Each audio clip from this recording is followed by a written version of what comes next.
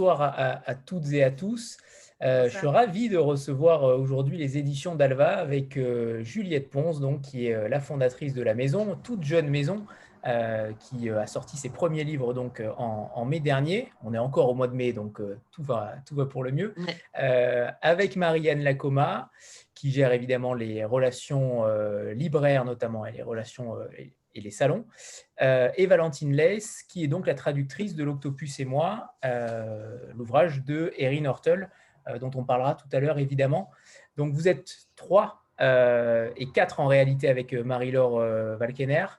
Oui. Votre équipe justement, Juliette, on va commencer peut-être par là. Avec qui travaillez-vous pour débuter? Et puis après, on enchaînera évidemment avec votre histoire avec l'édition, pardon, parce que l'éducation, non, il ne me semble pas. Et Quoique, ça me fait quoique, mais avec l'édition, puisque j'ai cru comprendre que vous aviez vécu dans un hameau au Mexique, un hameau maya. Et alors là, ça m'intéresse clairement de savoir comment c'est venu, on comment passe de l'un à l'édition est l'autre. venue à vous. D'accord. Bonjour, bonsoir à toutes et à tous. En effet, Dalva, c'est tout neuf. Donc, c'est une idée qui est née dans cette période un petit peu étrange du confinement, hein, et qui, disons qu'elle traînait un peu dans le coin de ma tête depuis un moment. Et puis, comme beaucoup, cette période très, très particulière a été l'occasion de passer le pas, de franchir le pas. Et puis, voilà, j'ai donc commencé à penser très, très sérieusement à Dalva au printemps dernier.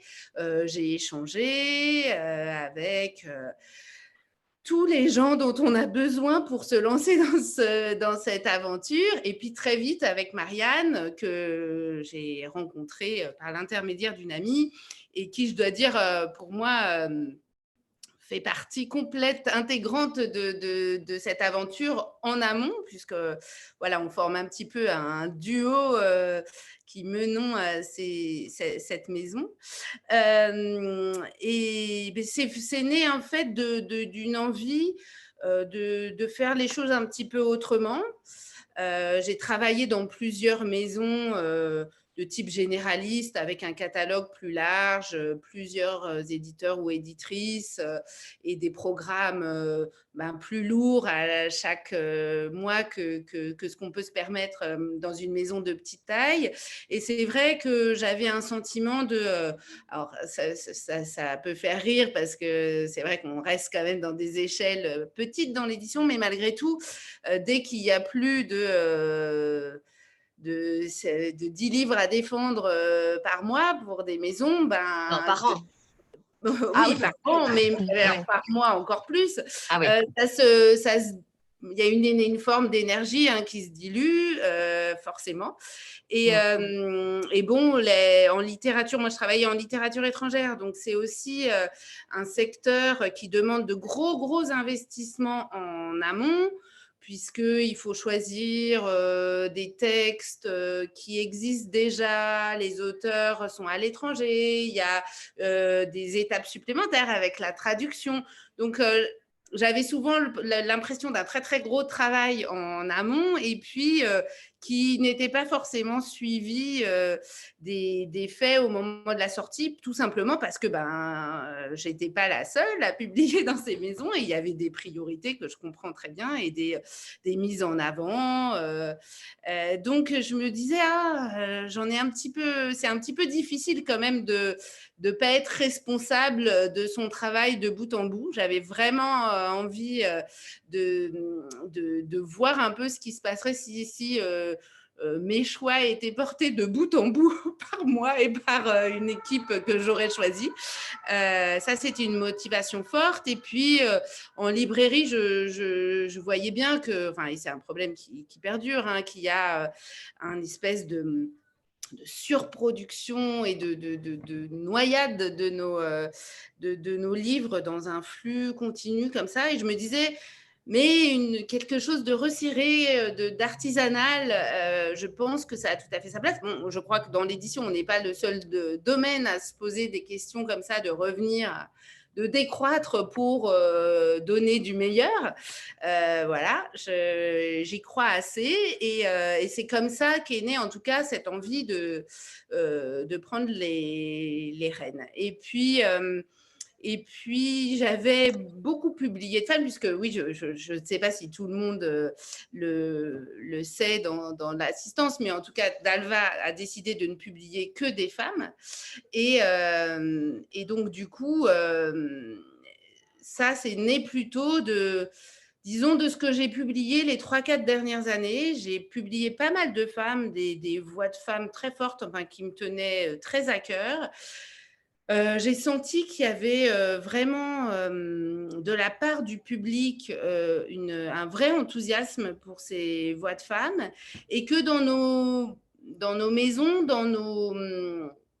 dans des structures plus généralistes, c'était un peu noyé. Non pas que les auteurs hommes prennent toujours le dessus, mais presque.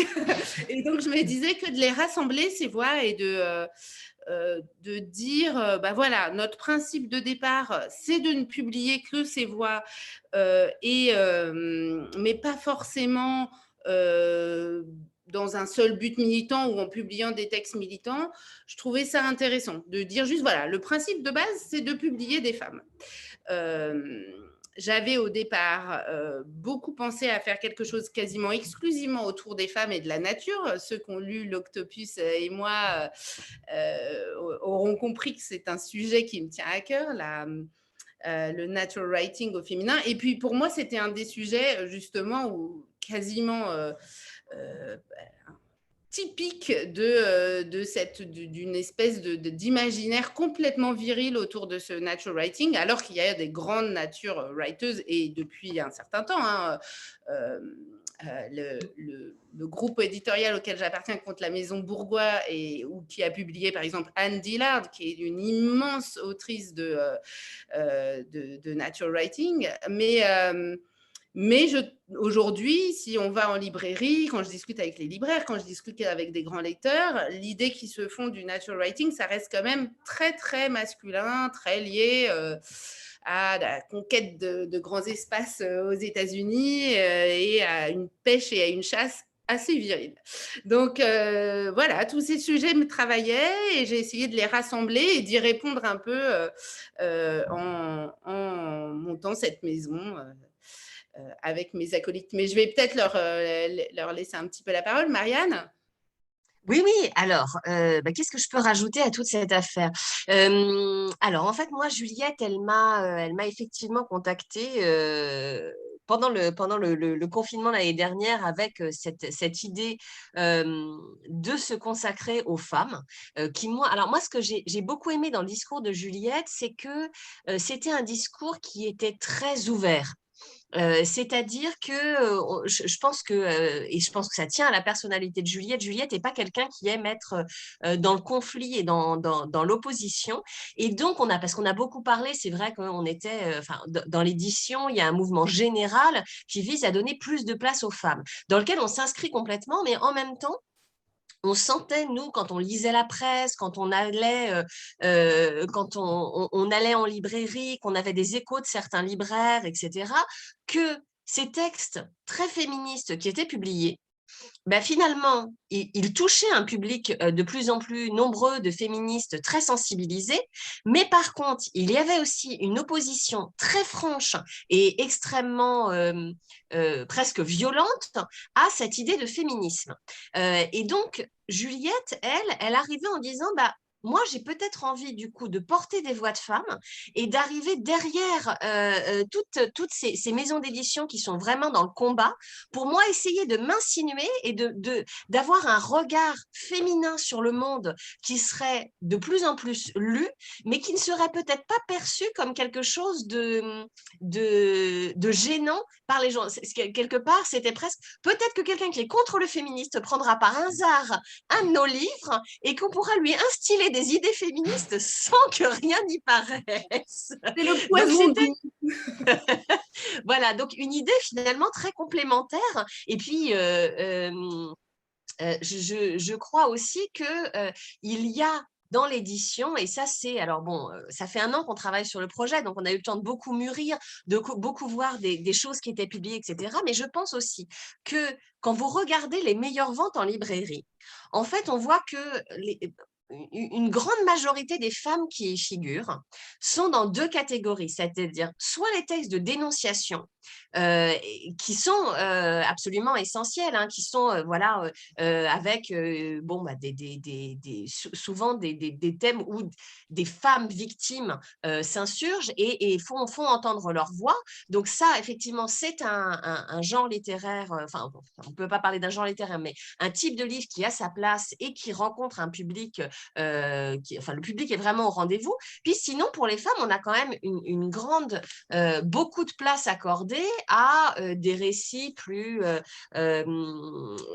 alors, ce qu'on appelle en librairie l'équivalent de la cheat leak, c'est-à-dire un peu des livres de l'ordre du romance, assez proches du développement personnel, etc. Bon, très bien aussi, mais si vous voulez, finalement, entre ces 2 extrêmes, on n'a pas…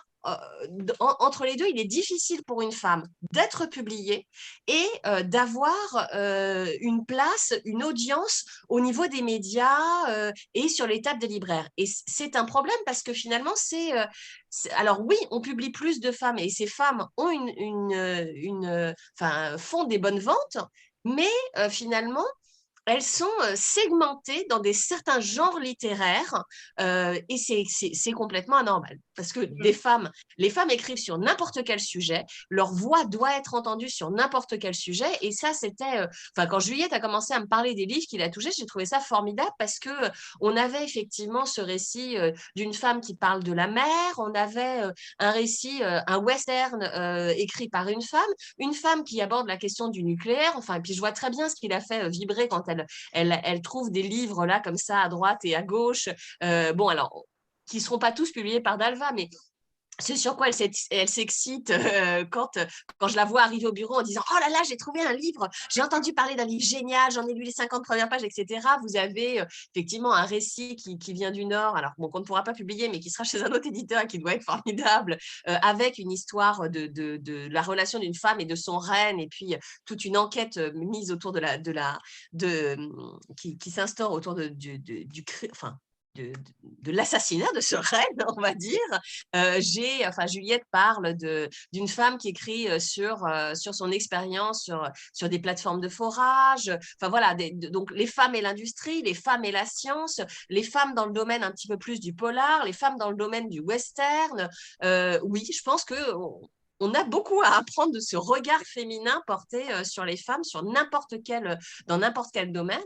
Et je pense que c'est pour ça que la position de Dalva est particulièrement intéressante. C'est qu'en fait, il y a plein de choses qu'on ne lit pas sur les femmes. Et je pense que en fait, il y a des pans entiers de l'histoire du rapport de la femme au monde qui ne sont jamais racontés. Alors, quand on est femme, on les connaît. Et que parfois, je pense, elle ne s'autorise pas à écrire. J'espère d'ailleurs qu'en ce sens, on sera un espèce de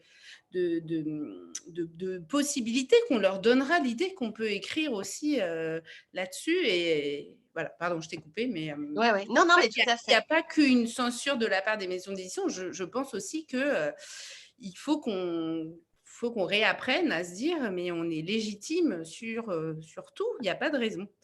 Voilà.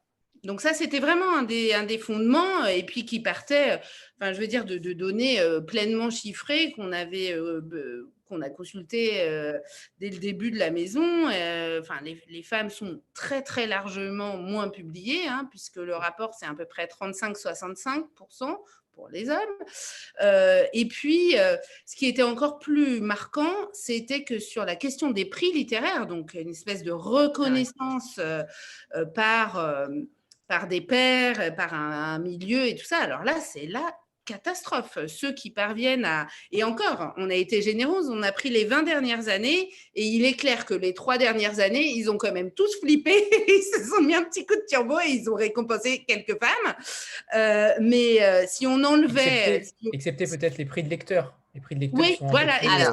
Alors, c'est ça qui était super frappant, c'est que tous les prix institutionnels, disons, sont catastrophiques, avec parfois des 10% de femmes récompensées sur les 20 dernières années, à peine. Et bizarrement, les prix de lecteurs et de lectrices, alors là, il n'y a pas de problème. On est à parité quasiment partout. Donc, ça veut bien dire qu'il y a un hiatus, vraiment un énorme gouffre entre ce à quoi aspirent les lecteurs et les lectrices, ce qu'ils aiment, ce qu'ils apprécient, et une espèce de structure, pardon, un de ces termes hyper mitants, mais patriarcale très clairement, qui empêche cette reconnaissance et tout ça. Donc, ça, je pense qu'il faut absolument que ça bouge, et ça ne bougera que si les chiffres bougent, et puis que si tout d'un coup la balance est un peu inversée. Ça, pour moi, ça ne bougera pas uniquement par contestation. Je cite souvent ça parce que j'ai vécu beaucoup en Grande-Bretagne, où on a un rapport très pragmatique à ces choses. Voilà, il y a un problème de chiffres, on prend ce problème de chiffres et on le change. Ça n'empêche pas qu'on piaille, qu'on manifeste, qu'on fasse des trucs, qu'on s'engage. Mais je pense que le bœuf à bas, comme pour les salaires, comme pour tout, c'est de s'attaquer à ce problème d'inégalité au niveau des chiffres.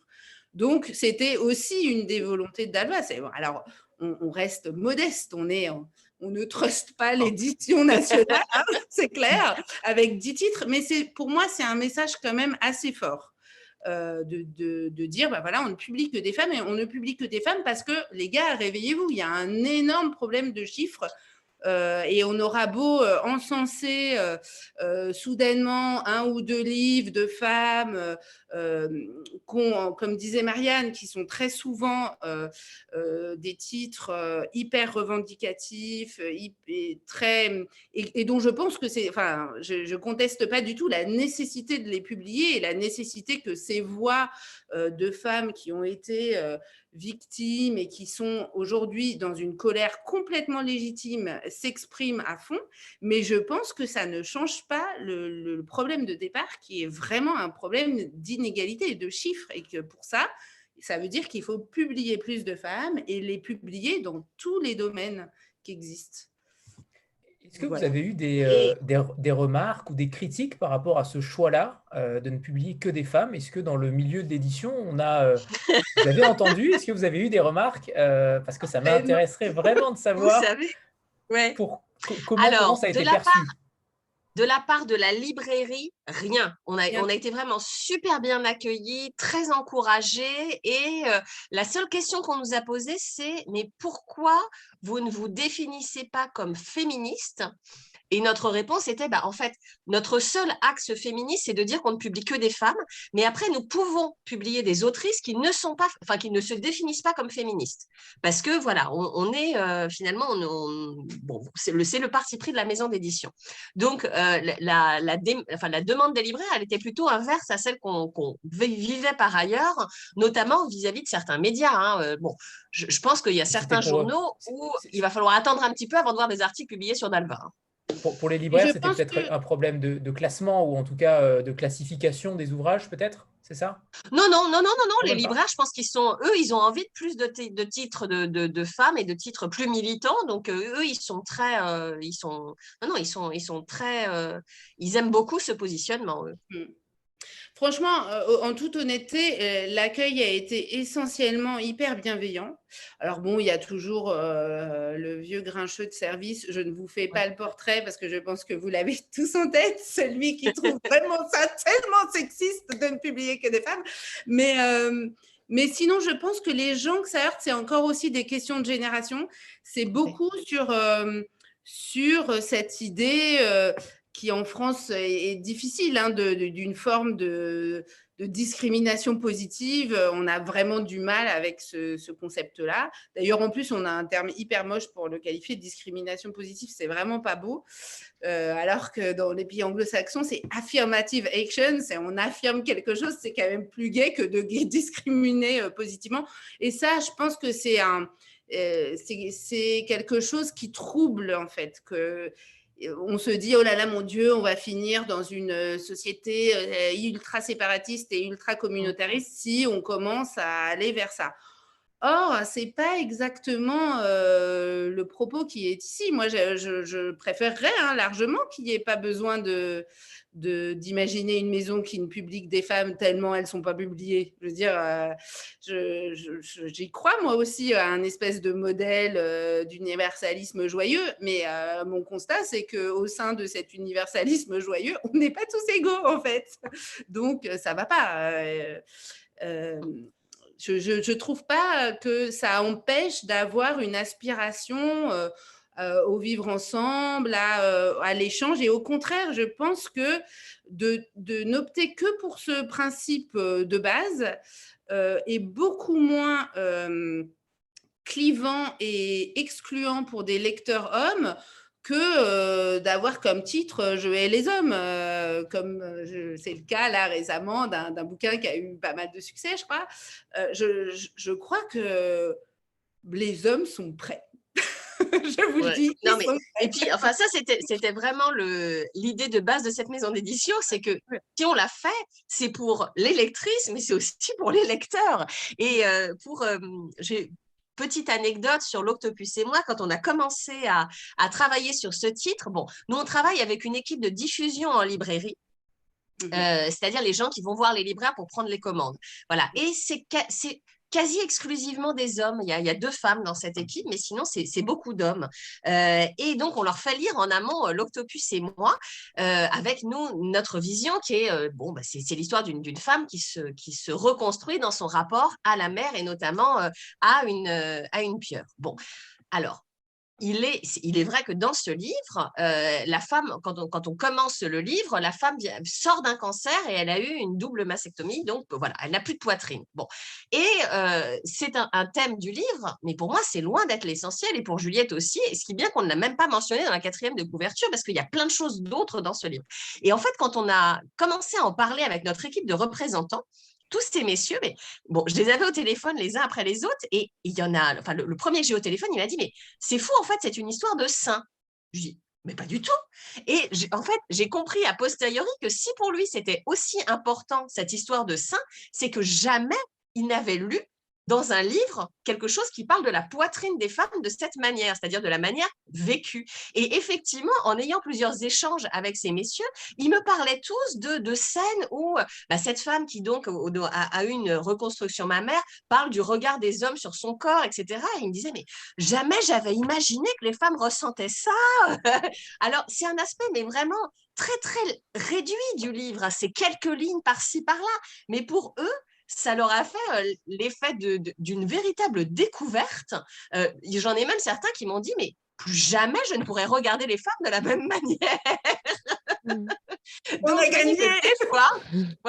Des fois, il faut effectivement simplement que quelqu'un raconte, et en plus, il n'y a aucune condamnation dans ce livre. Enfin, les personnages masculins sont super, il y a des personnages masculins très positifs, etc. Il faut aimer, clairement, des femmes qui en parlent.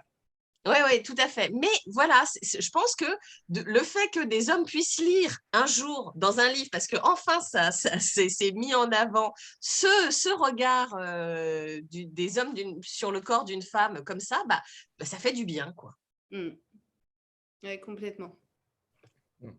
Stéphanie. Donc voilà, on va peut-être parler un petit peu de l'Octopus, justement, pour que Valentine nous raconte ses expériences. Alors, parce que, évidemment, donc moi, je venais de la litté étrangère, et j'ai commencé à penser ce catalogue à partir de livres qui m'étaient envoyés de littérature étrangère. Et c'est vrai que j'ai eu un énorme coup de cœur sur cet Octopus, qui c'est vraiment, je pense que ça a été un moment de lecture assez pivot, parce que c'est un des premiers textes que j'ai lus avec l'idée de Dalva, et que il cochait toutes les cases que j'avais envie de cocher, avec cette présence de la nature, cette réflexion sur les femmes, le corps des femmes, la nature, l'écologie, mais tout cela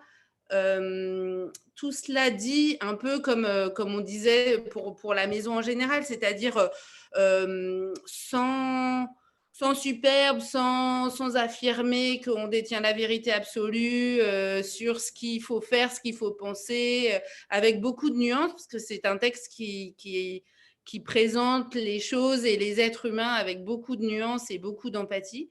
Et donc, j'ai flashé sur ce texte et puis assez vite, dès que la maison a été formellement existante, je l'ai acheté et il s'est agi de trouver quelqu'un pour le traduire. Et il se trouve que l'année précédente, quand nous avions encore des festivals, des trucs un peu fous, je me suis retrouvée dans la merveilleuse ville de Manosque avec une autrice canadienne, Myriam Taves, dont j'avais publié le très beau livre Ce qu'elles disent, qui se passait dans une communauté ménonite. C'était assez génial comme bouquin. Et il se trouve que Valentine avait été à cette occasion l'interprète de Myriam et qu'on avait donc passé 2-3 jours à se fréquenter beaucoup. Et je ne sais pas, on avait parlé, elle s'était installée à Marseille, on avait parlé, j'avais un souvenir d'elle sous le soleil de Manosque. Et je ne sais pas, je me suis dit tout de suite quand j'ai lu ce livre, oh là là, mais j'aimerais bien retrouver Valentine. Peut-être qu'elle voudrait traduire ce livre pour moi. Et elle a bien voulu, mais elle va peut-être nous dire pourquoi. Pourquoi j'ai accepté? Non, moi j'étais très contente. Enfin, c'était vraiment comme l'a expliqué Juliette, une rencontre qui était chouette et voilà, une rencontre de sensibilité. Et quand Juliette m'a envoyé le livre, enfin, je l'ai dévoré, je l'ai très vite dévoré et j'étais ravie de. Voilà, j'étais ravie de. Enfin, tout de suite, je me suis imaginé le traduire et tout de suite, je me suis dit que ça allait pas être du gâteau non plus parce qu'il y a enfin, je vais pas trop spoiler non plus. Je sais pas combien d'entre vous l'ont lu. Et, combien d'entre vous l'ont lu? qui l'a Le lu gamin, ceux qui l'ont déjà lu. pour voir jusqu'où on peut spoiler. Ah oui, alors il ne faut pas qu'on Oui, spoile. non. Peu, Mais donc il voilà, faut pas trop en dire. Mais moi, ça ressemble beaucoup au genre de livre que j'aime lire parce que c'est des histoires avec avec des personnages où on s'immerge dans des subjectivités différentes. Et là, c'est à un tel point qu'on passe du point de vue d'une femme à celui de tout un tas de personnages et d'une pieuvre, d'un phoque, d'un oiseau de mer. Enfin, ça navigue beaucoup et ça, c'est vraiment quelque chose dans les romans qui me touche. Et non, c'est un texte qui est très beau. Et voilà, moi, je suis une assez jeune traductrice, on va dire, comme l'a dit Juliette, je suis aussi interprète de conférences et voilà, je commence en littérature. Mais donc, j'étais très, très contente et très honorée que Juliette me fasse confiance sur ce livre qui, en plus, voilà, qui marquait le démarrage de toute une maison d'édition. Donc voilà, c'était un défi et c'était vraiment un plaisir, un défi et un plaisir, quoi. Et peut-être qu'on peut montrer l'ampleur du défi. On avait l'idée de lire très brièvement, en fait, que Valentine vous lise un extrait. Alors là, c'est pas un spoiler, c'est les toutes premières pages du livre, donc ça n'est pas un spoiler pour ceux qui ne l'ont pas encore lu. Donc, comme l'a dit Valentine, dans ce livre, il y a d'autres êtres vivants que les humains qui s'expriment, et notamment à l'ouverture du livre s'exprime l'octopus, la fameuse pieuvre qui va jouer un rôle très très important dans cette histoire. Et évidemment, imaginer la langue d'un animal, c'est quand même un truc en littérature, on peut le dire, casse-gueule, parce que c'est pas du tout aisé, hein, ça peut faire tout de suite complètement idiot. Je trouve que cette jeune femme, Erin Hurtle, donc c'est le premier roman, a fait ça avec beaucoup de talent. Mais je vous propose d'écouter le petit extrait de Valentine et je le lirai en français ensuite. C'est donc la première page du roman que je vais vous lire donc en anglais. Crossing Isthmus. My body is brimming, is pulsing, is purring, is ready. The world moves so slowly as tide washes with inhale in exhale. It was enough before, but now my body is full, and I notice too much. And I touch, I see, I taste the fish filth clotting my skin. I notice it's not clean enough for my eggs, and my den so snug with its doormat of crab husks, not enough for my eggs. The world sighs slowly, but I need it to sway swiftly. I need currents to swirl and wall and rush. I feel the roar pulsing and purring and promising and rumbling. I leave my den, my body brimming as I ripple and spiral and snatch a scuttling crab and crush it in my beak, then jet off, gent on. I feel the surface sink and I see moonlight with my skin, and it's caught up in the eddies that bubble and swirl about my arms that curl and unfurl, and the moonlight envelopes me, caressing my arms as they caress the kelpie floor, the kelpie shore. I snatch a scuttling crab and crush it in my beak, and ripple and dance and jet and twirl across the bed of swaying weed towards the thunder and rumble that beckons and calls. Donc, vous voyez, c'est très musical. Alors, j'espère, j'ai fait de mon mieux hein, parce que je ne suis pas lectrice, mais c'est un texte qui est très, très musical et une langue. Ce premier chapitre, c'est presque comme de la poésie du spoken word, comme du slam. C'est très, très, très musical, très rythmé. La langue est a une texture très, très dense. Voilà. Alors, je vais vous le lire en français pour vous montrer... vous prouvez l'immense talent de Valentine. Traverser l'isthme. Mon corps déborde, il palpite, il ronronne, il est prêt. Le monde se meut si lentement au gré de la marée qui déferle et inspire et expire. Avant cela me suffisait, mais maintenant mon corps est plein et je sens trop de choses. Je touche, vois, goûte la crasse poissonneuse qui poisse ma peau. Je sens qu'ici, ce n'est pas assez propre pour mes œufs. Ce terrier si étroit, tapissé de carapaces de crabe, pas assez grand pour mes œufs. Le monde soupire souplement, mais je veux qu'il bondisse et balance. Je veux les courants qui cavalent, qui avalent, qui dévalent. Je sens le rugissement plein de promesses qui palpitent, qui ronronnent, qui grondent. Je quitte mon terrier, le corps plein à ras-bord, et j'ondule, je spirale, je capture un crabe trébuchant que je croque dans mon bec, puis je me propulse en arrière, en avant. Je sens la surface qui approche et avec ma peau, je sens, vois le clair de lune pris dans les tourbillons qui tournoient, qui bouillonnent tout autour de mes tentacules enroulés, déroulés, et le clair de lune m'enveloppe.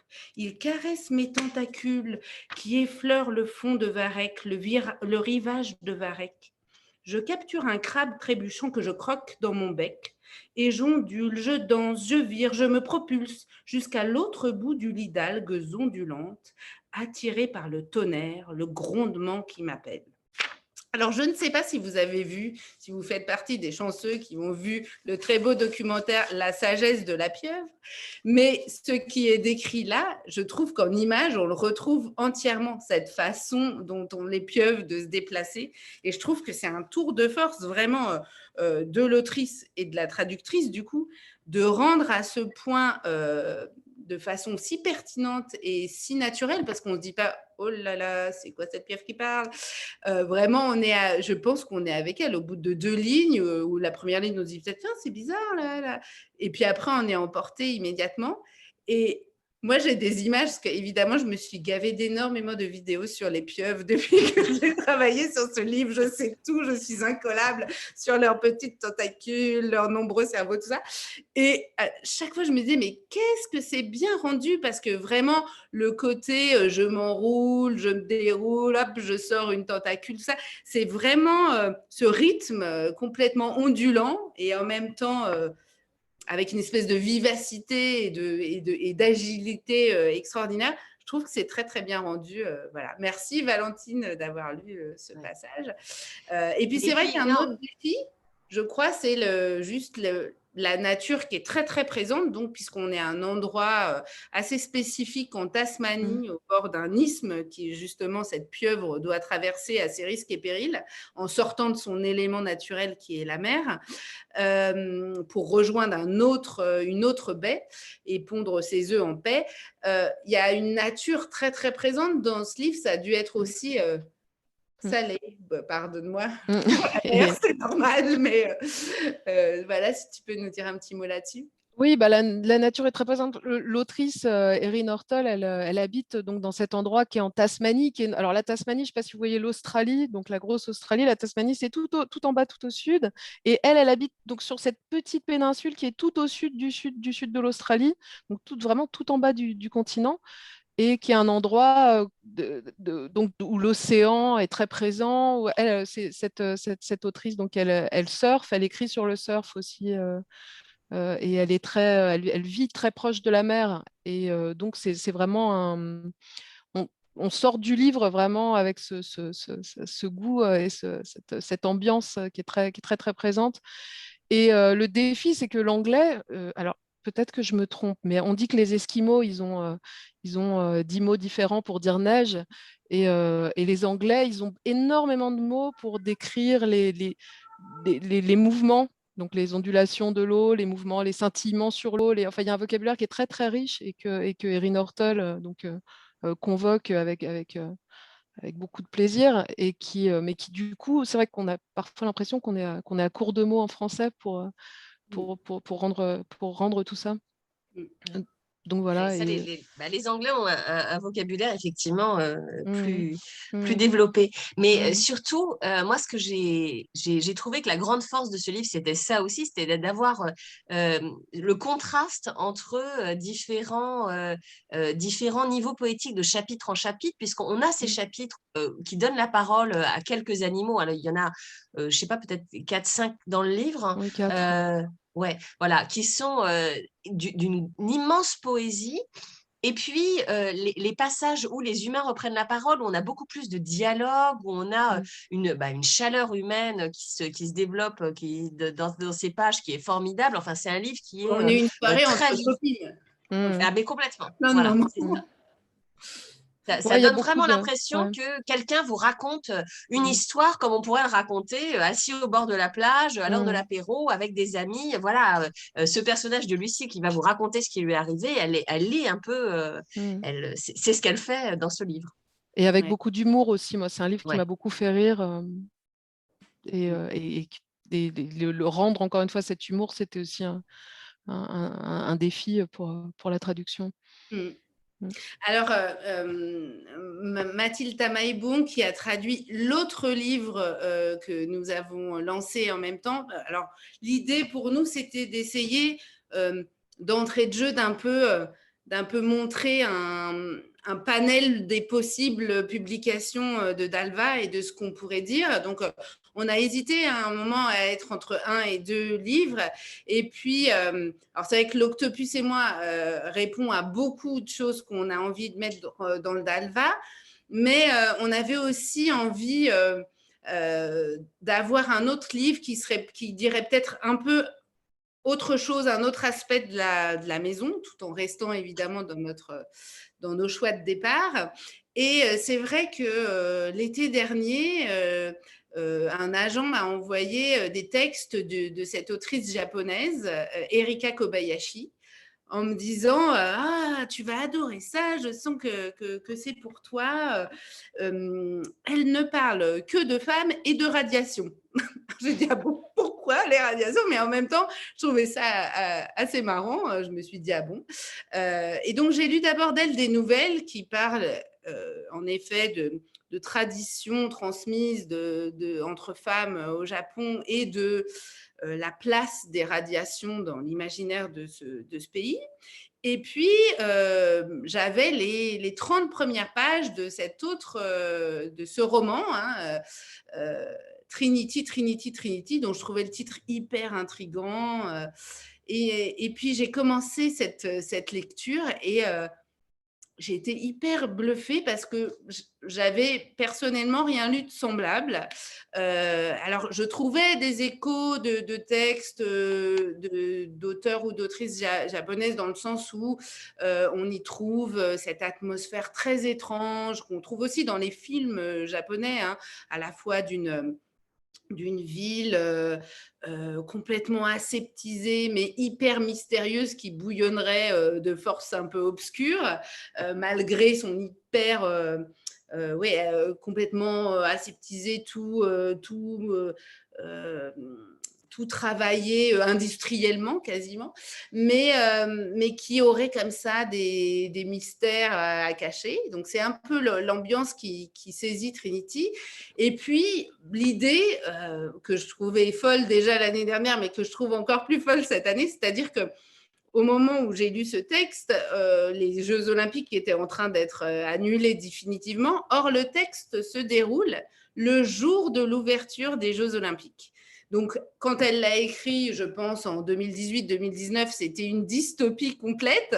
Et aujourd'hui, on ne sait plus quel nom donner à ce type de texte, puisque c'est un événement qui devrait faire partie de notre passé, mais qui n'est pas advenu, donc, et dont on ne sait pas s'il va advenir cet été. Donc, je trouvais qu'en plus, là, cette étrangeté rajoutée à l'étrangeté était assez drôle. Donc, on est dans ce Tokyo très étrange, très tendu, puisque ça fait des semaines qu'on attend ces Jeux Olympiques et qu'en même temps, parallèlement à l'organisation, on retrouve, on voit dans la ville apparaître des petits vieux qui portent à leur oreille une pierre qu'on sait être radioactive et qui se mettent à raconter l'histoire des radiations, depuis Marie Curie jusqu'à des sites de tests de la bombe atomique aux États-Unis. Donc, un truc très, très étrange.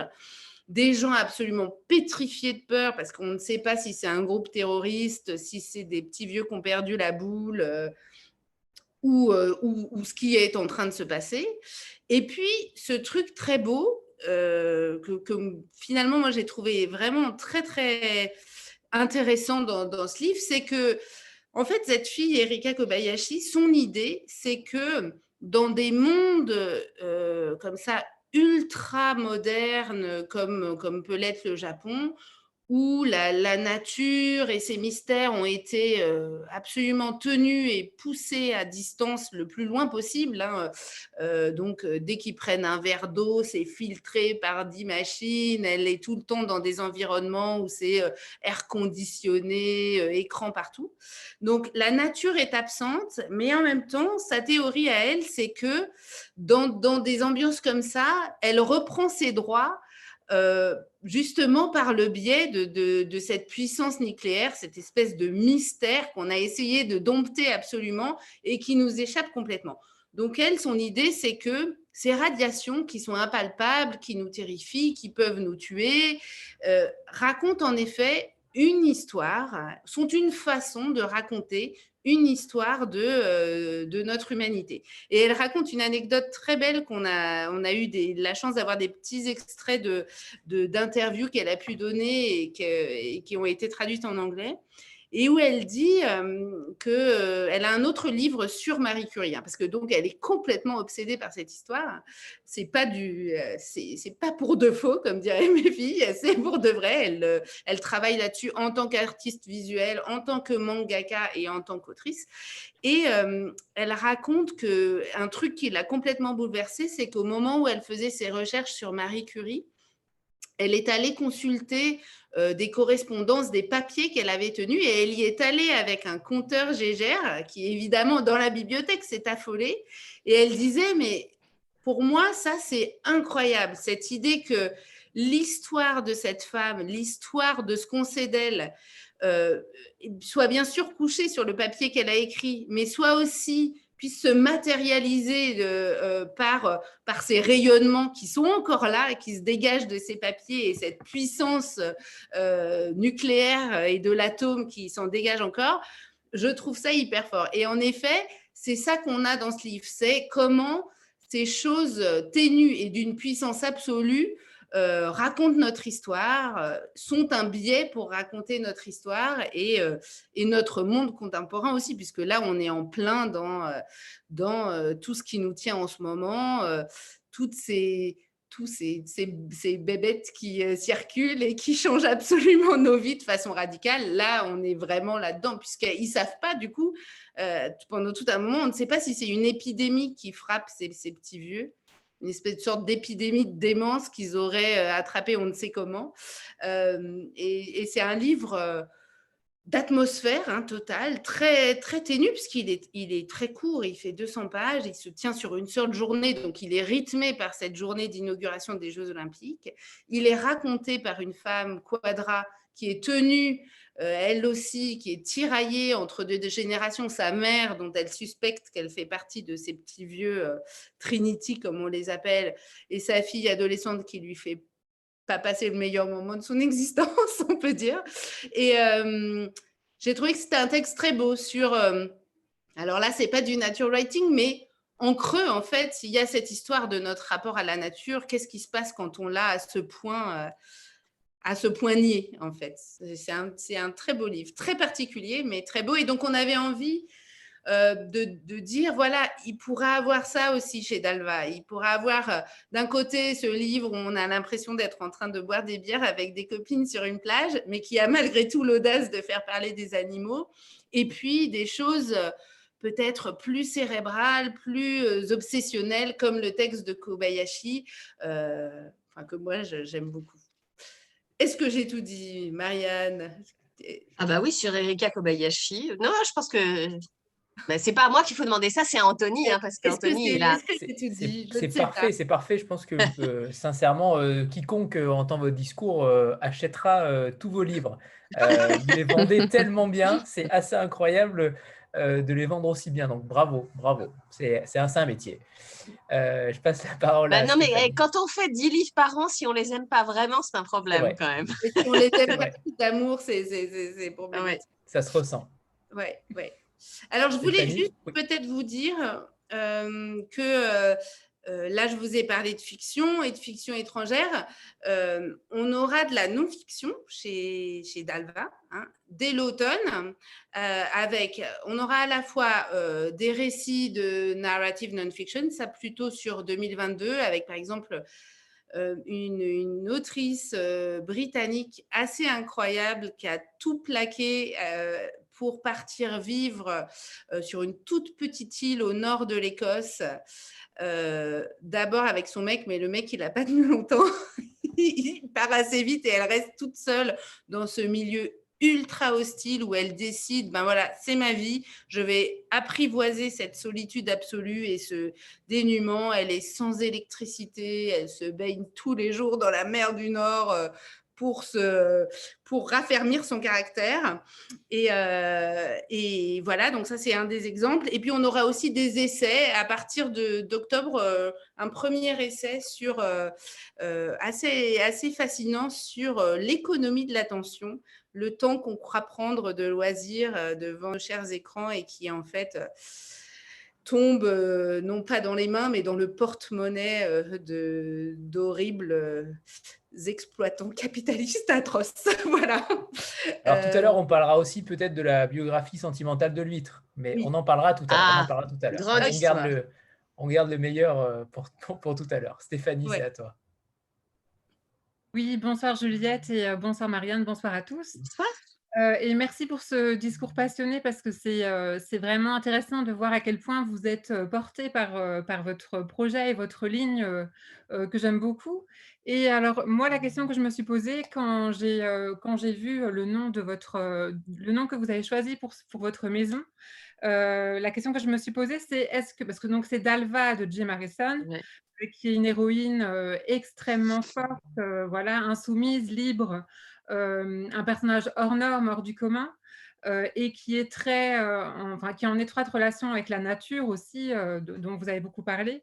Donc, je me suis dit, est-ce que c'est ce genre d'héroïne que vous recherchez, parce que vous avez dit que vous que vous ne publieriez que des femmes, mais est-ce que c'est aussi un certain type d'héroïne que vous cherchez à mettre en avant, du type de Dalva, et si c'est ça, vous mettez la barre très haut parce que c'est quand même bien sûr une femme exceptionnelle et un roman exceptionnel. Voilà. Alors, en fait, je rajoute d'ailleurs, je rajoute que en voyant les parcours de vie de chaque autrice que vous publiez, clairement, il y a une personnalité derrière. Il y a un parcours de vie. Mais en fait, c'est plutôt ça. C'est plutôt ça, c'est-à-dire que Dalva, c'est pas tant d'avoir des héroïnes comme Dalva, parce que je pense que c'est important aussi d'avoir des femmes ordinaires dans la littérature, mais c'est plutôt d'avoir les livres que des femmes comme Dalva pourraient écrire. Voilà. Ça a été C'est vraiment aussi… l'idée de départ quand je cherchais un nom pour cette maison.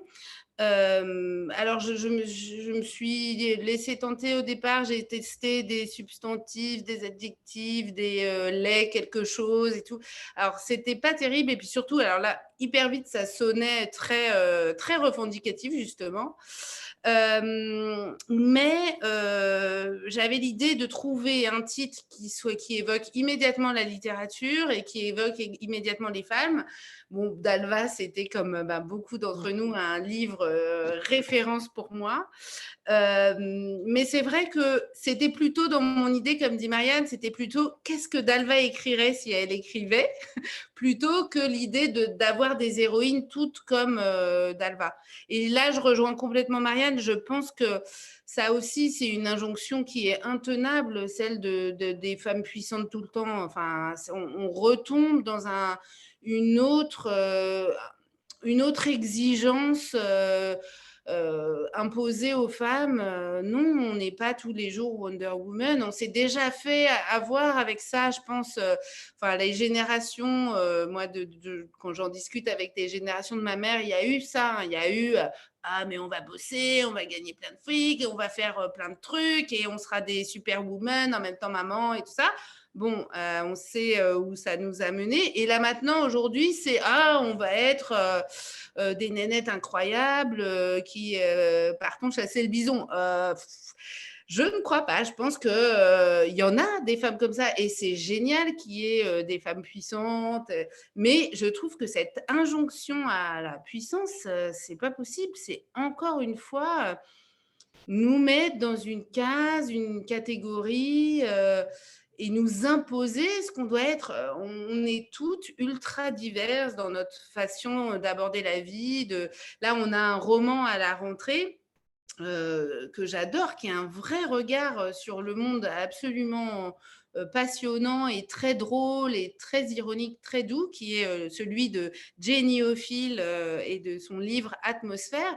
Et là, pour le coup, on est dans la vie quotidienne la plus banale d'une femme qui est une bibliothécaire, qui a un petit enfant, qui a une vie urbaine vraiment assez basique, mais dont elle fait, en fait, le regard qu'elle porte sur ce quotidien et puis les aventures qui vont lui arriver, et fait qu'elle est complètement extraordinaire. Mais en la lisant, on ne se dit pas quelle femme puissante, quelle héroïne hyper puissante. C'est une vraie héroïne du quotidien, comme on l'est toutes, parce qu'elle arrive à ne pas oublier le sac de piscine, à penser à appeler pendant 1 heure sa mère et prendre en charge tous les problèmes de sa maman, à répondre à son mec et à tous les usagers de sa bibliothèque dont elle prend grand soin.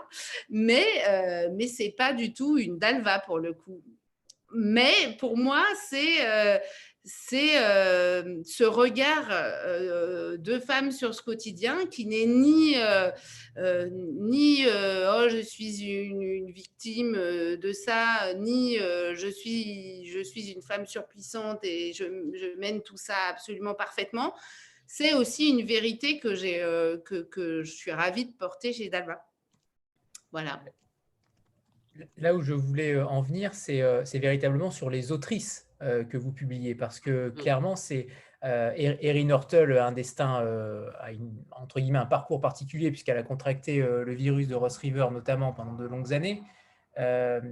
Et Erika Kobayashi a quand même de multiples casquettes, artiste plasticienne, mangaka. Donc, vous choisissez aussi des autrices avec un parcours de vie, avec, j'imagine, des positions fortes et un caractère fort. C'est aussi ça, Dalva. J'ai l'impression que vous choisissez autant l'autrice que l'écrivain. Alors, c'est toujours les textes qui m'arrivent en premier, mais c'est vrai que Marianne, elle en parle très bien parce qu'elle l'a remarqué. Elle m'a dit, mais c'est dément ces nénettes. Quand on préparait le booklet du programme à venir, elle me disait, mais c'est fou. Donc, peut-être tu veux en dire un mot, Marianne?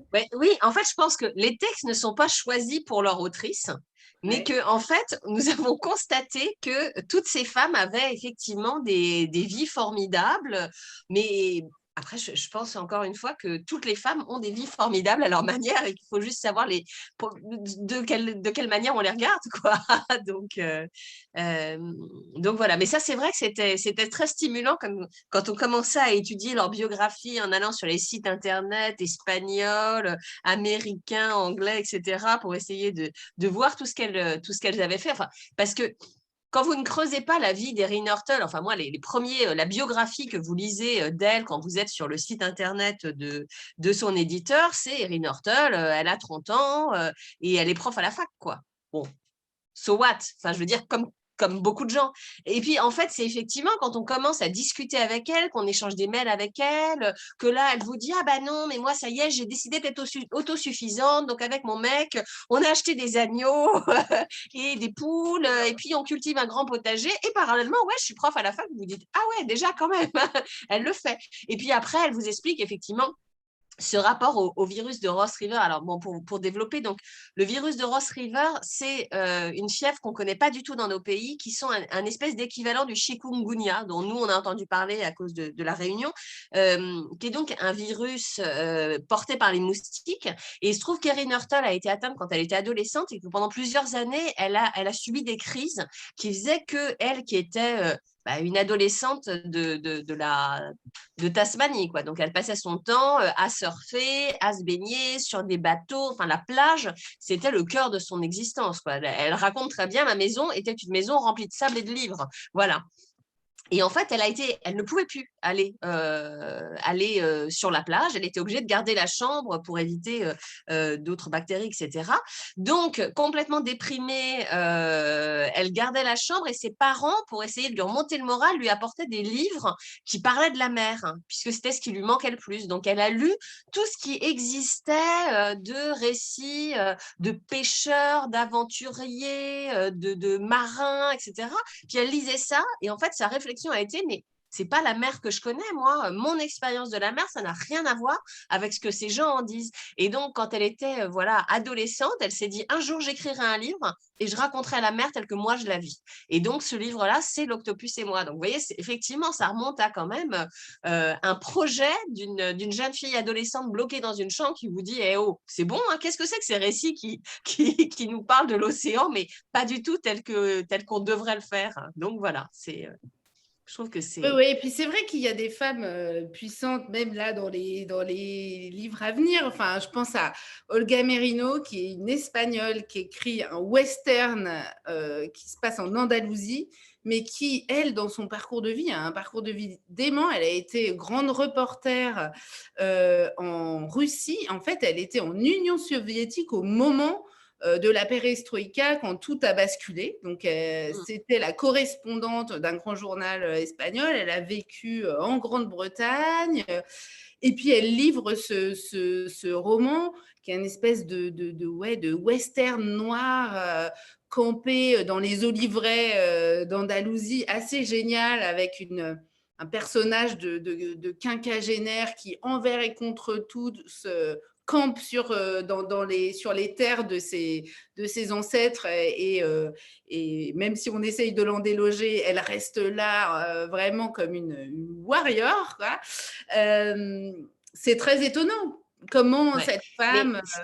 Ce qui est assez génial avec Olga Merino, c'est que alors effectivement, elle est autrice, mais en tant que journaliste, ce qui l'intéressait quand elle était correspondante donc dans cette au moment de la chute de l'URSS, et ce qui l'intéressait, c'était moins les aspects politiques que les aspects sociaux, c'est-à-dire comment les gens vivaient avec ça.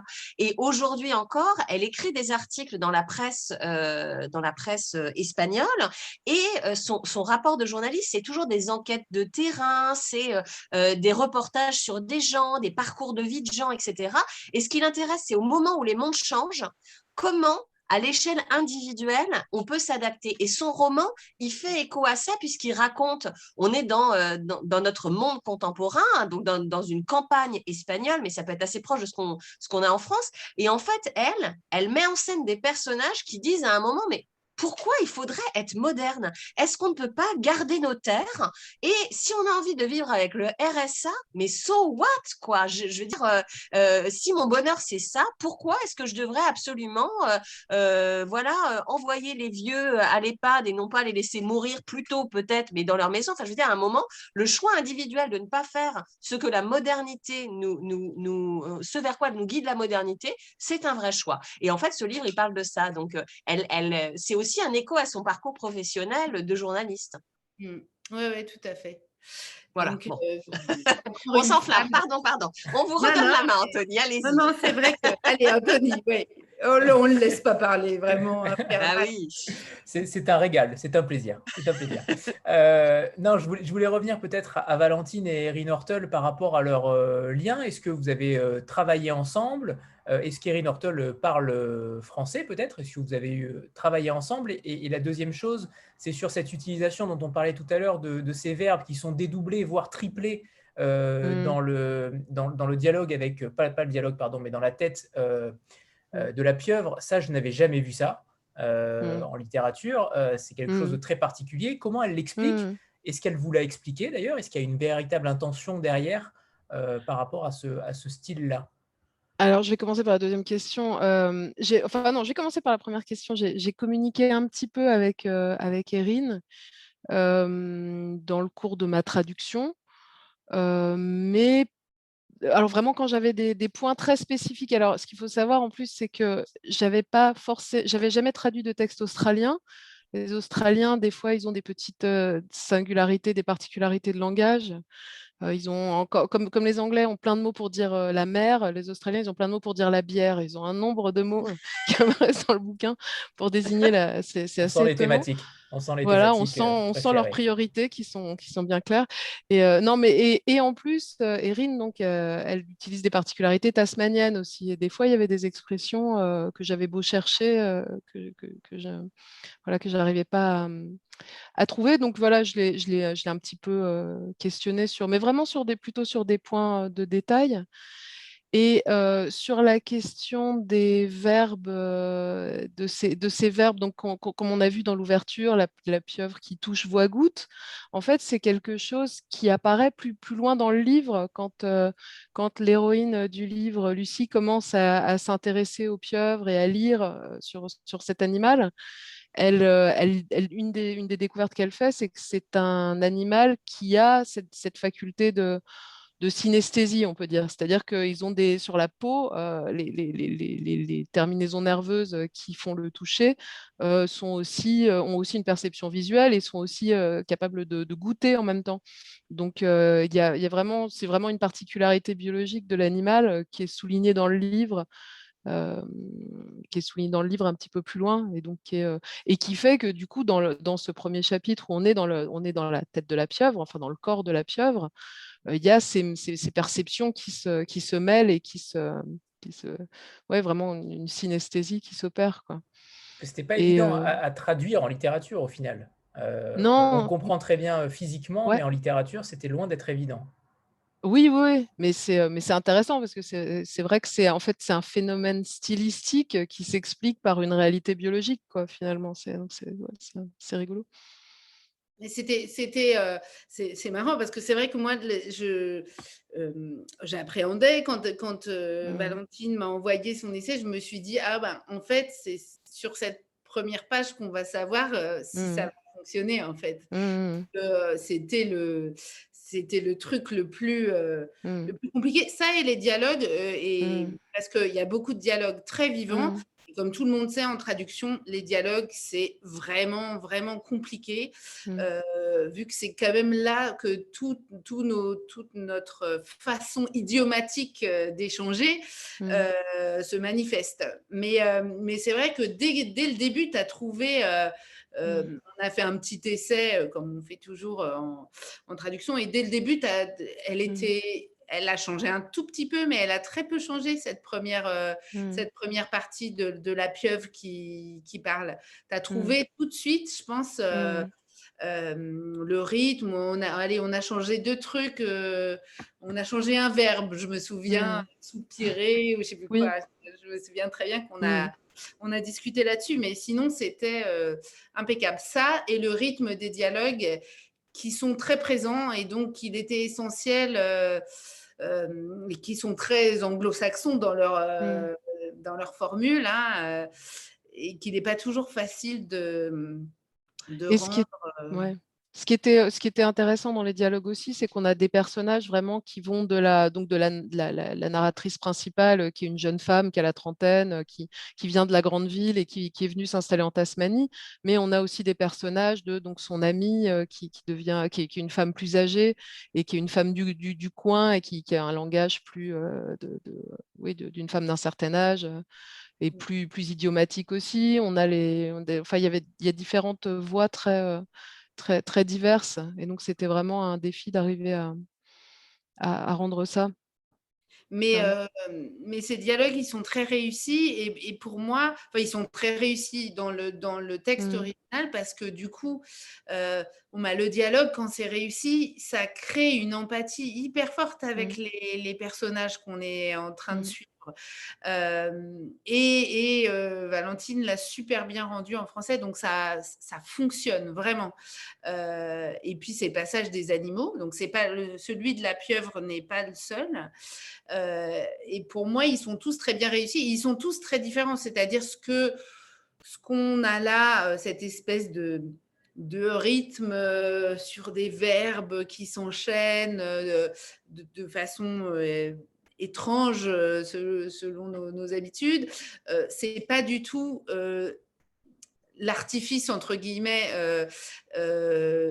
linguistique qui sera utilisé pour faire parler des phoques, pour faire parler des puffins qui sont des oiseaux de mer. Donc c'est très je veux dire, c'est pas juste, elle s'est dit, oh, tiens, un animal, ça parlerait comme ça.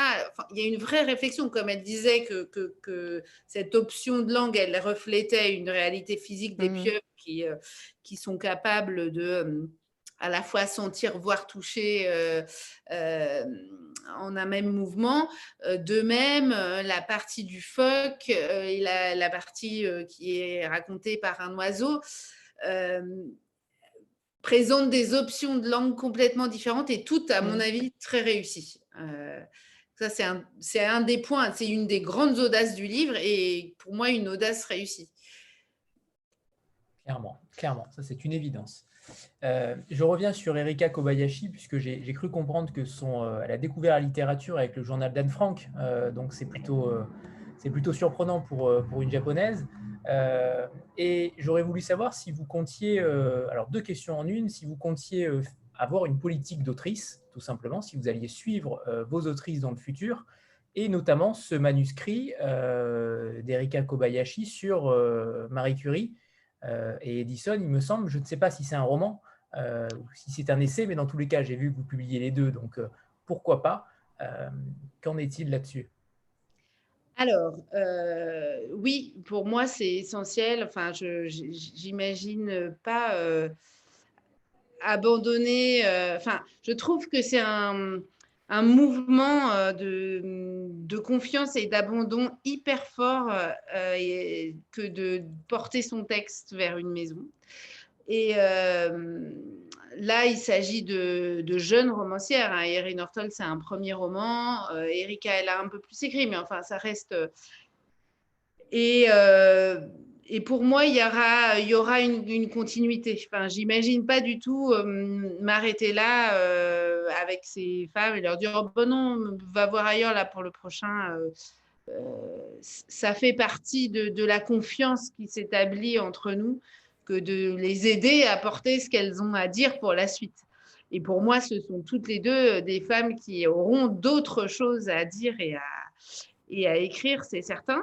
Donc, j'ai déjà en stock les nouvelles d'Erika sur donc des femmes à travers toute l'histoire du Japon, qui est un très beau recueil de nouvelles. Les nouvelles, comme vous savez, c'est compliqué à publier, donc j'attends de trouver le bon moment. Et en effet, c'est pas quelque chose qui m'a été présenté de prime abord. Donc, est-ce que les droits de ce roman ne sont pas avec le même agent, j'en sais rien. En tout cas, j'ai demandé à en savoir plus parce que je suis très, très intriguée par ce petit déjeuner avec Marie Curie. C'est le titre du livre, Un petit déjeuner avec Marie Curie. Et il me semble, mais peut-être que je surinterprète, en tout cas, je suis Erika Kobayashi sur son Instagram et j'ai l'impression qu'en ce moment, elle est en train de nourrir une petite passion pour Camille Claudel. Donc, visiblement, elle est très francophile, ce qui n'est pas pour me déplaire. Mais oui, et puis je pense que quelqu'un comme Erin Norton, enfin, quand on tient une telle maîtrise du sens de la narration, du style, tout ça, sur un premier roman, bon, c'est évident qu'il y en aura d'autres, pourvu qu'il y en ait un sur le surf. J'aimerais trop. J'aimerais tellement qu'elle écrive un roman de femme sur le surf. Ce serait génial. Après, Erin Norton vient d'accoucher d'un petit garçon qui est né au moment où le livre sortait en France.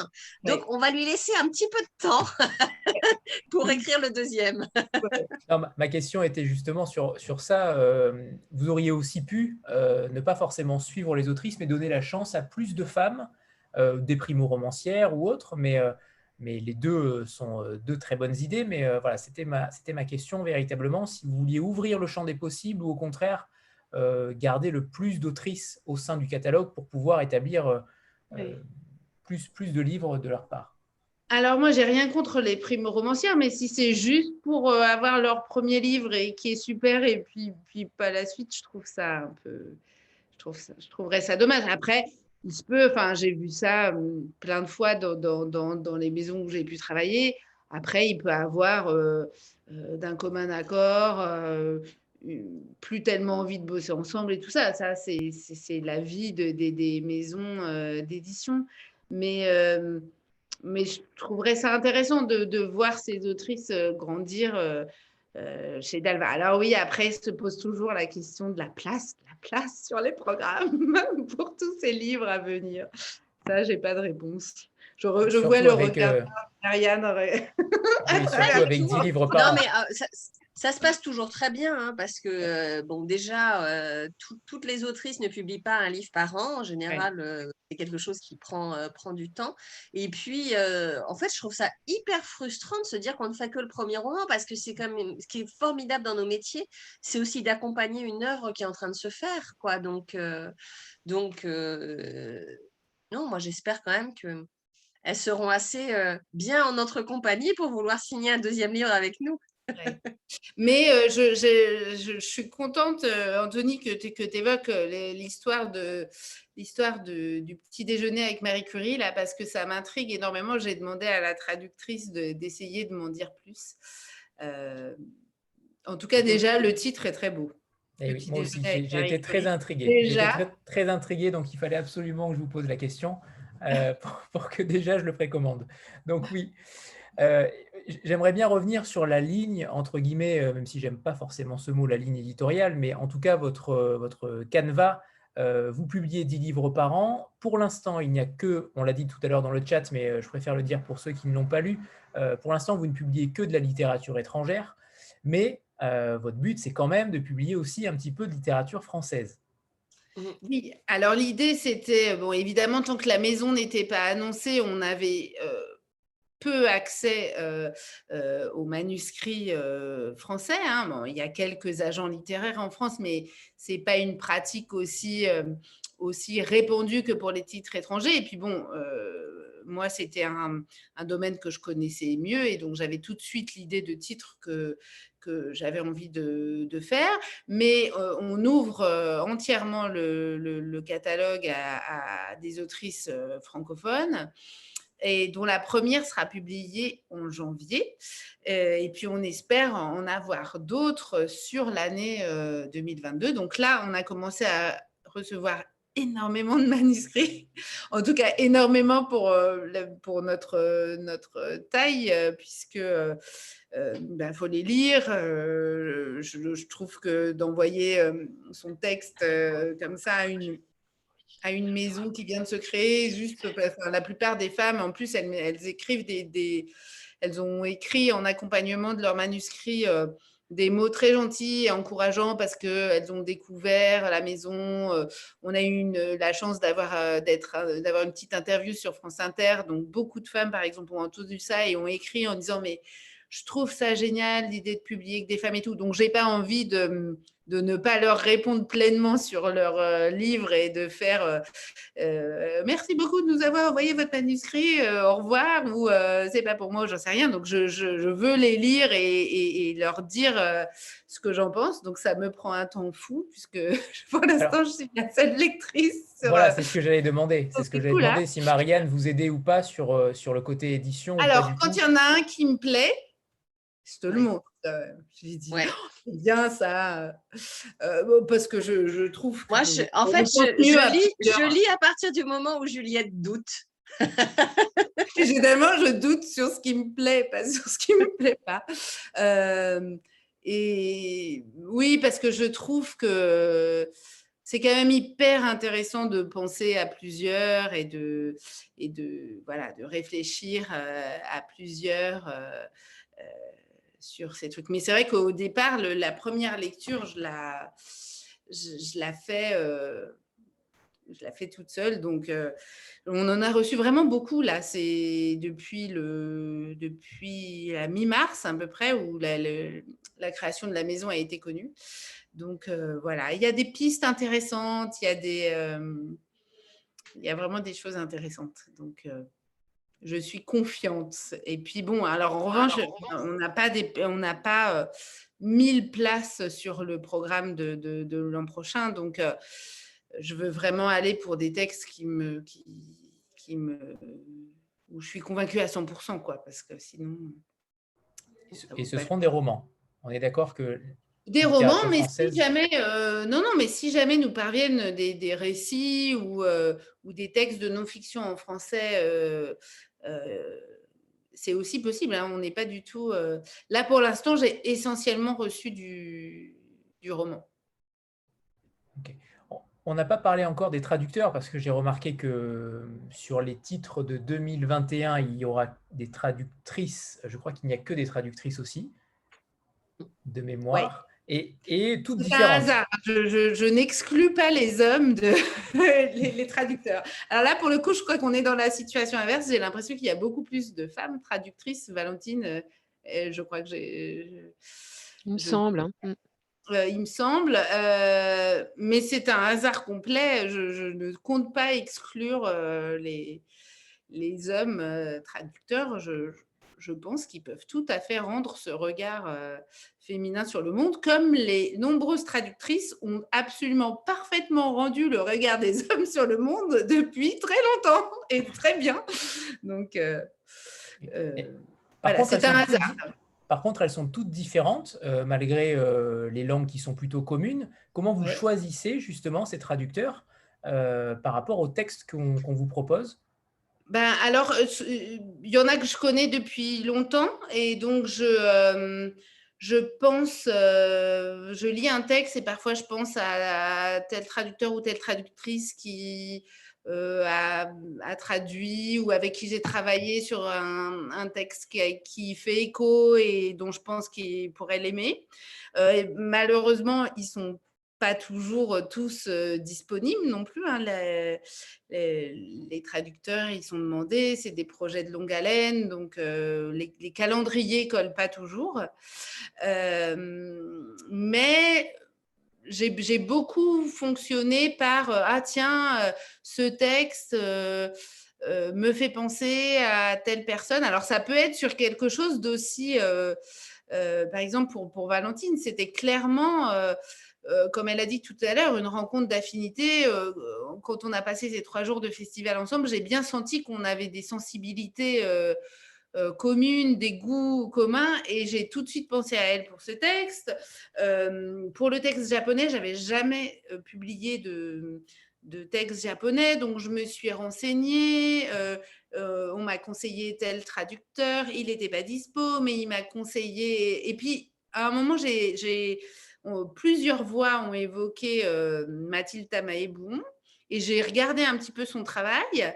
Il se trouve qu'elle a fait pas mal de choses justement liées à l'univers du manga et tout ça. Je me suis dit, mais elle va être parfaite. Enfin, je sentais bien que c'est ce qu'elle aimait, sa sensibilité, ce qu'elle avait traduit, le fait qu'elle connaisse le monde anglo-saxon aussi, dans lequel Erika a évolué pendant longtemps, puisqu'elle a vécu aux États-Unis, tout ça. Je me suis dit, ah ben voilà, là, on a quelque chose qui va fonctionner. Et en effet, quand on a échangé, très vite, ça s'est affirmé. Pour l'essai qui paraît en octobre de Jenny Odell, qui s'appelle, qu'on a appelé en français Pour une résistance oisive, j'ai choisi Fabienne Gondran, avec qui j'avais travaillé en interprétariat aussi, mais qui a traduit super bien des grandes non-fictions. Alors, de voix, pour le coup, de militantes féministes comme Gloria Steinem, et dont j'aime beaucoup j'ai toujours aimé beaucoup le travail et la plume. On avait travaillé aussi ensemble en interprétariat avec une autrice qui me tenait à cœur, Vive Albertine, que j'avais publiée chez Buchet. Et pareil, on avait passé tout un temps ensemble entre émissions de radio et événements. MFK Fisher, elle est traduite depuis longtemps, puisque ça, c'est le premier classique contemporain d'Alva, et c'est une autrice qui a été publiée il y a des années maintenant au Rocher, et très très bien traduit par Béatrice Vierne, une grande traductrice de l'anglais. Voilà, et puis pour Olga Merino, c'est un duo de traductrices très chères à mon cœur, qui traduisent à 4 mains et s'appellent Aline Valesco quand elles traduisent toutes les deux, et qui sont, alors là, pour le coup, de très vieilles amies et avec qui j'ai souvent travaillé. Donc, c'est vraiment par... après, je sais très bien aussi qu'un texte pourra m'arriver par un traducteur ou une traductrice, un texte qu'il a adoré. Et là, pour moi aussi, je crois beaucoup à ce rôle d'apporteur ou d'intermédiaire que peuvent avoir les traducteurs, et qui guettent comme ça les textes, et qui parfois arrivent et savent, parce qu'ils savent justement ce que fait une maison, encore de façon différente d'un agent qui est à l'étranger et qui envoie à plusieurs personnes un texte qui vient d'être publié ou à publier. Donc, voilà, c'est un peu comme ça que ça a marché maintenant. Voilà. Avant de parler du graphisme, on a pour habitude de faire une petite photo de groupe. Donc voilà, c'est parti. Préparez-vous. 3, 2, 1. Je ne sais pas si Annie Rose est là ou pas. C'est bon.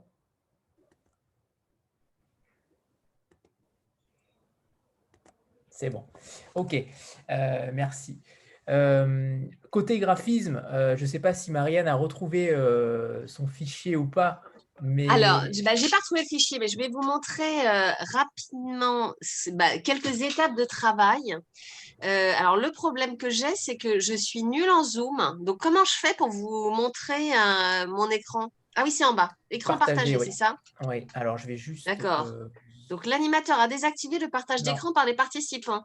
Ça devrait être bon. Je ne peux rien faire, Anthony. Si, ça devrait être bon. C'est bon. Alors, je retente. Écran partagé. Ouais, cool. Alors, attendez. Du coup, ça va être ça, partager. Voilà. Et donc, j'arrive là. Voilà. Donc, alors, il faut savoir que quand on travaille comme ça Alors, bon, on a travaillé avec plusieurs graphistes au départ, et puis on a choisi très rapidement un duo de graphistes qui étaient Valérie Renaud et Rémi Tricot. Pour la bonne et simple raison que moi, ça fait très, très longtemps que je travaille très, très bien avec l'un ou l'autre, puisque avant, je travaillais aux éditions Gallmeister avec Valérie. Et là, parallèlement à Dalva, je travaille à la manufacture de livres avec Rémi. Et bon, ils sont tous les deux en couple. Et donc là, c'est le projet qui les rassemble puisqu'ils travaillent tous les deux sur cette maison d'édition. Et donc voilà, tout au début, ils nous ont montré donc toute un série de pistes graphiques. Et la piste graphique sur laquelle on s'était arrêté initialement était voilà, une piste avec une diagonale. Donc vous voyez, on est à milieu de ce qu'on a choisi à la fin. Hein. Mais c'était le premier univers. Voilà, c'était cette diagonale. Voilà. Et il nous avait proposé une deuxième piste diagonale qui était celle-là. Bon, alors, rien à voir avec la charte graphique, mais simplement ce qu'on avait retenu, c'était cette idée de diagonale. Hein. Bon, alors là, vous voyez, c'est 4 pages sur 49. Alors, si vous voulez, je vous fais défiler très, très vite pour que vous voyez juste comment travaille un graphiste.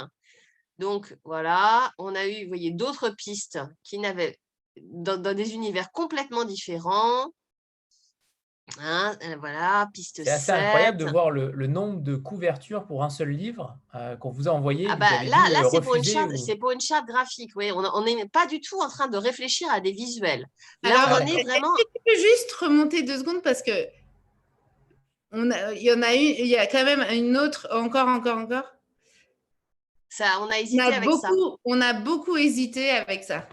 Ouais. Mais en fait, les formes arrondies, on trouvait que c'était un peu cliché du féminin aussi. Ouais. Bon, avec des photos, enfin, vous voyez, et puis avant les pistes que je vous ai montrées, il y avait eu encore une autre piste, et puis là, voilà. Bon, donc, comme vous le constatez, alors, attendez, parce que du coup, j'ai un truc qui se met en haut de mon écran, j'arrive plus à accéder à ma barre des tâches.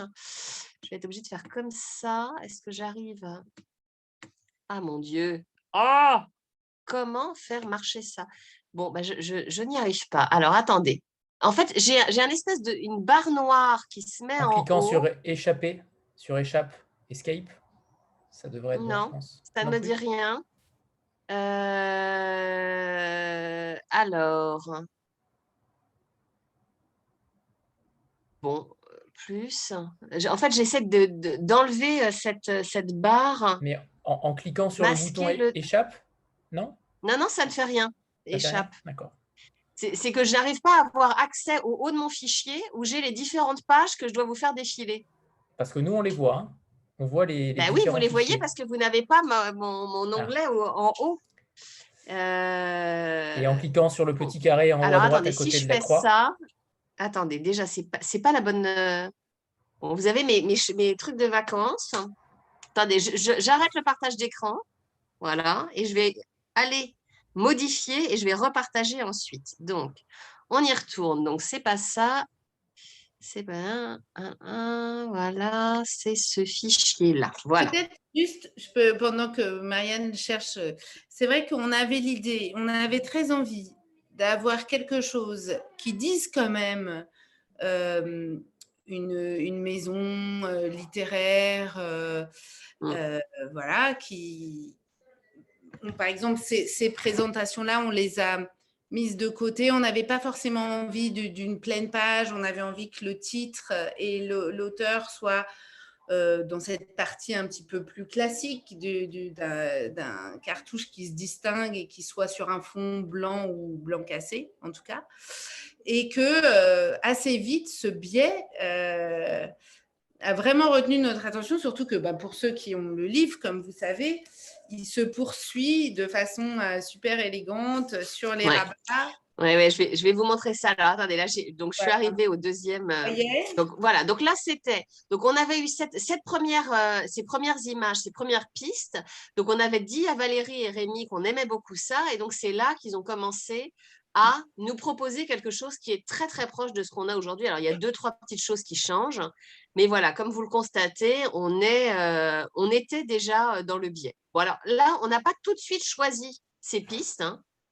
On a continué à en avoir tout un tas. Alors là, bon, du coup, ils ont commencé à ce stade à nous montrer des visuels différents pour qu'on arrive à se représenter le livre différemment. C'est incroyable de voir à quel point on les aime toutes. Hein. C'est fou, hein. C'était redoutable. Donc ça, c'était une variante qui n'a pas été retenue, qui était une variante avec donc des bandes de couleurs, voilà, qui était très jolie aussi. Hein, mais tu aimais beaucoup, Marianne, toi. Ouais. Moi, j'aimais bien ça.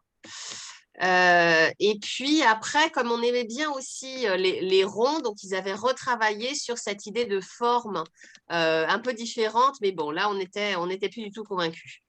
Donc, on a abandonné ça. Voilà. Donc ça a été exit. Et ensuite, voilà, donc là, on est arrivé donc, sur ce visuel. Et alors là, vous allez voir, vous n'allez pas voir la différence entre les différentes… Alors, si, ça, c'est les différents visuels proposés. Bon, dans lequel nous n'avons pas encore celui que nous aurons choisi in fine, mais vous voyez, il y a des choses quand même qui sont vraiment magnifiques. C'était redoutable hein, d'avoir à choisir une image. Alors, eux qui faisaient pieuvre. Voilà, il y avait des photos, il y avait des illustrations, enfin vraiment des choses très, très différentes. Alors, j'ai toujours le même problème, n'est-ce pas? Donc, ça, qu'est-ce que je peux faire? Fermer l'onglet, voilà. Donc là, voilà, là c'est là que vous allez vous dire, mais c'est toutes les mêmes, alors que pas du tout. Là, en fait, c'est les recherches de typographie. Là, on en est à se demander comment est-ce qu'on va écrire le nom d'auteur et le titre. Donc, est-ce qu'on met des capitales? Est-ce qu'on met de l'italique? Ça a été le plus difficile, figurez-vous. Alors, bon, moi, dès le début, j'ai su, mais Juliette, ça a été compliqué, ouais. Ah oui. Elle a eu beaucoup de mal à… obsessed. Ouais. Donc ça, voilà. Ça a été les différentes typographies. Et voilà, donc là, alors que nous n'avions pas encore l'image définitive, c'est là qu'on a commencé à travailler sur l'aplat de couverture. Donc, avec toutes ces idées, où est-ce qu'on met les textes de présentation? Alors là, vous voyez, on avait citation presse, texte de présentation de la maison. Et donc là encore, on avait plusieurs petites variantes. Voilà. Vous voyez, là, on avait la biographie de l'autrice avec la couve en bleu. Enfin bon, c'était des positionnements différents des éléments qu'il fallait mettre sur cette couverture. Ouais. Voilà, donc là, c'est encore un travail. C'est à cette étape-là qu'on a renoncé à La Pieuvre et moi pour l'Octopus et moi. Oui, tout à fait. Et là, on revient à la première. Donc ça, vous avez déjà vu. Donc du coup, voilà. Je reviens. Voilà un petit peu pour vous faire voir tout. Mais ça prend des mois, hein, ce travail, parce qu'évidemment, il faut beaucoup parler avec le graphiste, et puis lui, il a des étapes de travail entre chaque présentation qui sont assez longues. Il faut lui laisser à chaque fois 3 semaines pour reproposer autre chose. Et alors, on va peut-être parler de… Merci hein, pour cette présentation. C'était assez incroyable de voir le nombre de publications qu'on vous a envoyées. J'imagine le travail et les choix que vous avez dû faire. Mais alors, ce qu'il faut savoir, c'est que tous les graphistes ne sont pas comme ça. Hein. Rémi et Valou, ils sont exceptionnels parce que sur un même livre, on peut avoir 150 projets. Vous avez des graphistes qui vous en proposent 4 et si vous n'êtes pas content, ça sera 4, c'est tout, quoi. Donc, on a aussi beaucoup de chance de travailler avec des gens qui sont extrêmement généreux et très créatifs. Oui. Rémi Tricot, en effet, de la manufacture, en tout cas aussi, fait des choses assez incroyables. Ouais, tout à fait. On va peut-être finir, Juliette, par nous parler de cette biographie sentimentale de l'huître. C'est la première autrice… Tu sais me parler, Anthony, je l'adore. C'est la première autrice décédée, justement, du catalogue. Donc, c'est quelque chose d'important aussi de revisiter un classique. Pour le coup, de quoi s'agit-il? De ce que j'ai lu, c'est assez incroyable. Ça m'a fasciné. J'en ai pas encore assez lu, mais j'aimerais vraiment avoir un petit peu plus que le résumé que j'ai pu lire. Alors, en fait, MFK Fisher, c'est une femme de lettres, traductrice, qui hyper vite s'est passionnée de gastronomie. Donc, on est dans les années 30-40. Hein, donc, elle a commencé à envoyer des textes sur la gastronomie. Et on a refusé de croire que c'était une femme qui avait écrit ça. C'était trop précis. Évidemment, hein, on n'y connaît rien, nous, en cuisine. Et que tout ce talent ne pouvait pas venir d'une femme. Donc, elle a décidé, d'où ses initiales, hein, parce que son nom complet, c'est Mary Frances Kennedy Fisher, mais elle a été publiée sous le nom de MFK Fisher, justement pour brouiller les pistes, parce que c'était inconcevable qu'une femme écrive si bien sur la gastronomie. Elle a eu une vie de rebelle, franchement. Elle est née en Californie, hein, si je me trompe pas. Elle a grandi dans une famille, je pense, assez étonnante pour l'époque, avec des parents très ouverts, très encourageants pour qu'elle devienne une femme intellectuelle importante. Et puis, elle est partie, elle s'est dit, je vais dans le pays de la gastronomie, je pars en France. Elle s'est mariée, elle s'est installée à Dijon. Il y a un texte très beau d'elle qui parle de ça, une mariée à Dijon.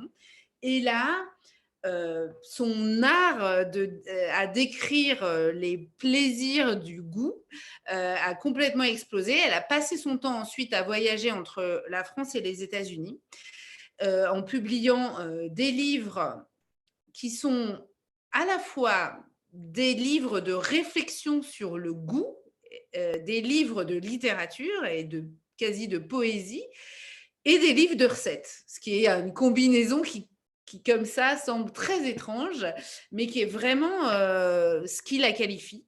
Elle est donc à la fois présente dans à peu près tous les foyers américains. Par exemple, ce titre, La biographie sentimentale de l'huître, il n'a jamais été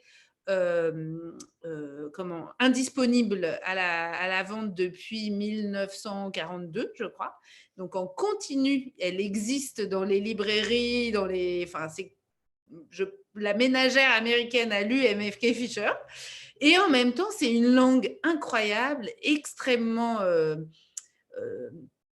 pleine de style et avec une vraie recherche qui fait qu'elle a comme admirateur absolu un David Foster Wallace, dont on peut imaginer qu'il est assez loin du bouquin de cuisine de base, puisque son titre, Consider the Lobster, qui est un titre de référence aujourd'hui, est inspiré du titre anglais de cette biographie sentimentale de l'huître, qui était Consider the Oyster.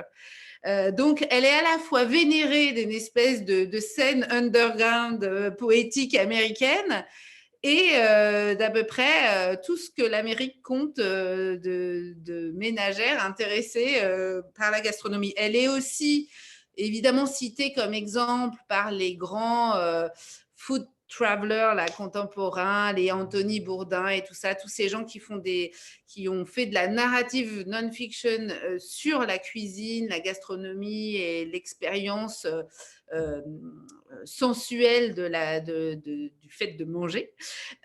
Et donc, ce livre-là, qui moi me plaît beaucoup, est un petit texte il y a donc des recettes, comment accommoder au mieux l'huître, mais il y a aussi l'histoire de l'huître. Alors là, on rejoint presque du Erin Norton, hein, parce que là, on a une autrice qui se met à la place de ce bivalve qui, a priori, comme ça, passionne pas les foules autrement que sur un plateau d'écaillé, mais qui, en fait, elle fait de sa vie une espèce d'aventure incroyable. Elle parle aussi d'un point de vue quasiment d'ethnologue sur la façon qu'on a de manger, enfin c'est quasiment le cru et le cuit, hein. Donc on est dans quelque chose, un rapport à la culture de la nourriture, à la sensation qui est incroyable. Elle raconte comment on choisit les huîtres, elle raconte des dîners avec des amateurs d'huîtres incroyables qu'elle a pu avoir en France, aux États-Unis. Et puis, elle nous raconte l'histoire aussi c'est pas l'industrialisation, mais comment c'est devenu une manne financière, cette histoire d'huîtres qu'on consomme par milliers aujourd'hui. Alors, à son époque, c'était moins, mais il y a quand même cette idée qui est là. C'est un texte complètement étonnant. La que vous première mettez fois dans le genre, d'ailleurs, poésie culinaire. Oui, parce que c'est Magnifique. ça. On ne pouvait pas faire mieux. Ouais, il n'y a Là, pas d'autre mot. On est à la fois dans un rapport extrêmement poétique à la sensation gustative et tout ça.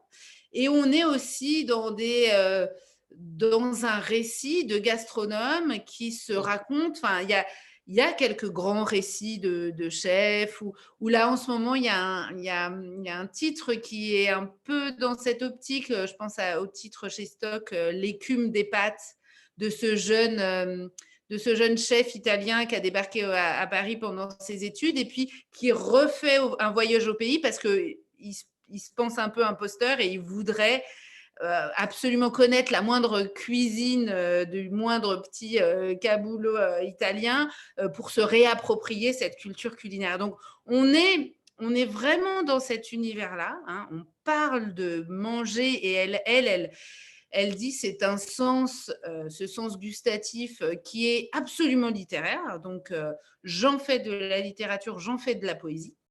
Elle est qualifiée de poétesse des appétits, d'ailleurs.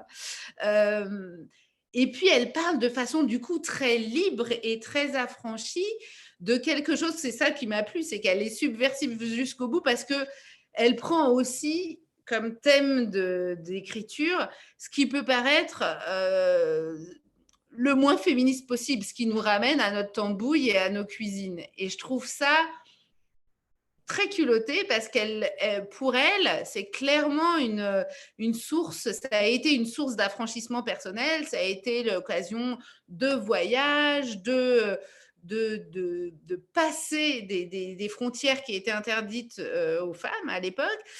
Et pourtant, le thème qu'elle a choisi, c'est ce qui pour nous aujourd'hui symbolise de façon très très forte nos limitations de femmes. Ah, tiens, il faut faire la cuisine. Donc, je trouve ça assez marrant, ce mélange des genres et des tons. Et puis, elle est très, très drôle. Il y a même, j'ai repéré là, il y a quelques jours, il y a un petit compte Twitter qui répertorie ses meilleurs mots parce que c'est vraiment une femme qui a le sens de la formule. Donc, il y a des petites citations d'elle qui sont toutes plus drôles les unes que les autres. Elle est très vive et on sent à la fois cette espèce d'élégance et puis de côté, je pense que c'est une nénette qui tripotait tout sur les marchés. Enfin, elle n'aurait pas été très heureuse en temps de Corona, je pense, parce qu'on sent que c'est quelqu'un qui est dans le rapport sensuel aux ingrédients, au fait de manger, et qu'elle lie à absolument tous les autres plaisirs de la vie, mais aussi au plaisir intellectuel qui peut résulter de l'écriture et de la lecture. Et elle est vraiment incroyable. Donc, on a décidé d'en faire le premier beau livre de Dalva, parce qu'on va faire un livre illustré. Là, pour l'instant, l'édition qui a existé il y a près de 20 ans met pas du tout en valeur ce contraste entre les recettes, les moments narratifs, les moments quasi d'enquête ethnologique. Donc, on a décidé d'un peu donner chair à ce texte, c'est le cas de le dire. Et on a trouvé une illustratrice qui est assez géniale, qui s'appelle Jeanne de Talente, qui fait des choses justement à la fois très colorées, très vintage et très sensuelles. Et donc, voilà, on va essayer d'en faire en plus d'un très agréable texte à découvrir, un très bel objet, parce que je crois que vraiment elle le mérite. Et alors, comment vous avez déniché ce texte? Est-ce que vous connaissiez cette autrice avant ou comment vous l'avez pu Alors, en fait, dénicher? c'est par un autre texte que je l'ai connu, qu'on m'a conseillé et qui était un texte que j'ai acheté aussi et qu'on publiera, que je trouve absolument passionnant, qui s'appelle Un loup au dîner en français, et qui est un texte qu'elle a écrit juste après-guerre, avec comme thématique centrale de dire voilà, on vit une époque terrifiante, on est obligé de se rationner, machin. Notre dignité tient à toujours avoir une table le mieux accommodée possible. Voilà. Il ne faut pas renoncer à ça, même quand on n'a pas un rond et qu'on est en train de manger des rutabagas, il faut que ce soit fait avec style. Et donc, c'est un espèce de... Et je trouve que c'est tout à fait quelque chose qui peut résonner avec notre époque où malheureusement ça va pas très fort économiquement pour tout un tas de gens et puis c'est un vrai problème. Mais je trouve que cette idée que il faut pas renoncer, même si c'est des patates qu'on doit accommoder, ça vaut le coup d'essayer de les accommoder avec chic et élégance parce que ça fait partie des grands plaisirs de la vie.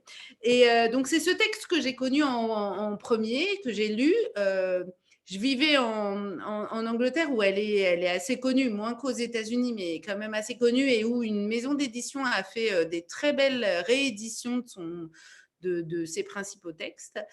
Et puis, dès que j'ai lu la biographie sentimentale de Jules, je me suis dit, ah non, mais ça, c'est le texte que je veux faire en tout premier, que je trouve assez génial. Voilà. Donc, j'espère qu'on le sortira pas très loin de Noël, à un moment où on est tous obsédés par les huîtres. Et donc, j'espère que les gens auront envie de découvrir le bivalve avant de le dévorer. Voilà. Prévu en novembre, on est d'accord? À moins que ça Ouais. change d'ici là, mais les textes dont on a parlé tout à l'heure, les 4 textes sont à partir d'août, septembre, octobre, novembre.